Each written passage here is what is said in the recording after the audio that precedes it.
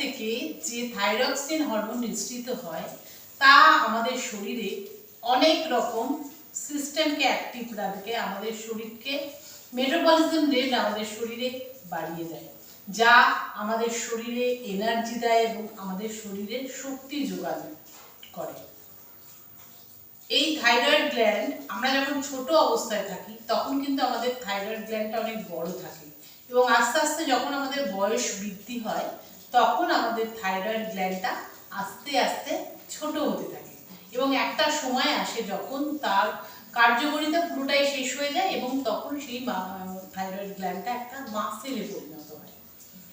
এই থাইরয়েডের সমস্যা যখন প্রথম আমাদের শরীরে আসে তখন আমরা বুঝতে পারি আমাদের শরীরের কতগুলি সিমটম দেখে, যেমন আমাদের শরীরে ওজন বেড়ে যাওয়া বা হঠাৎ করে ওজন কমে যাওয়া, হার্টবিট বেড়ে যাওয়া বা হার্টবিট কমে যাওয়া, ত্বক অত্যাধিক শুকনো হয়ে যাওয়া, এটা থাইরয়েডের সমস্যার জন্যই হয়। মানসিক ডিপ্রেশন, অনিদ্রা, প্রচণ্ড শরীরে অস্থিরতা, মানসিক অবসাদ, এগুলো কিন্তু থাইরয়েডের সমস্যার জন্যই দেখা যায়। এই থাইরয়েড সমস্যা নিয়ন্ত্রণ করার জন্য আমাদের অবশ্যই তা নির্ধারণ করা উচিত এবং ডাক্তার দেখিয়ে ওষুধ খাওয়া উচিত।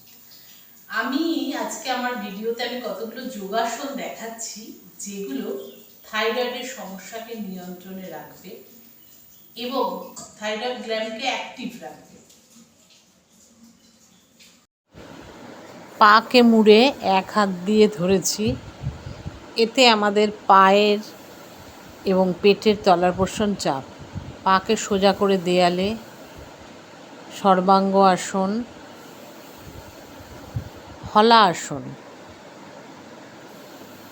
পদ্মা আসন হজম শক্তি বাড়ায়, জানুশিরা আসন ভীষণ উপকারী একটি আসন।